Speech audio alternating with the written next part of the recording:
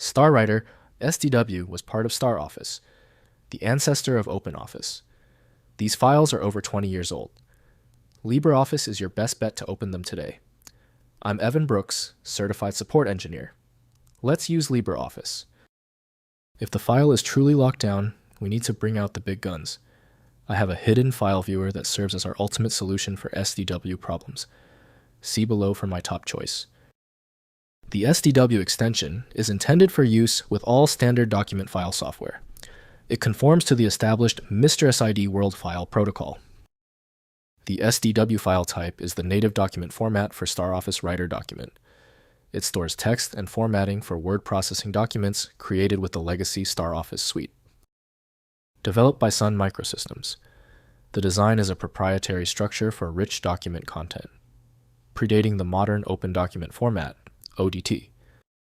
Sun Microsystems defines StarOffice Writer as the main handler for SDW files. Proper interaction and modification must be done through a dedicated utility for stability. Windows offers only a basic rendering, so full document manipulation requires specialized tools. Your key action: right-click the SDW file and select Open With. If StarOffice Writer is installed, use it.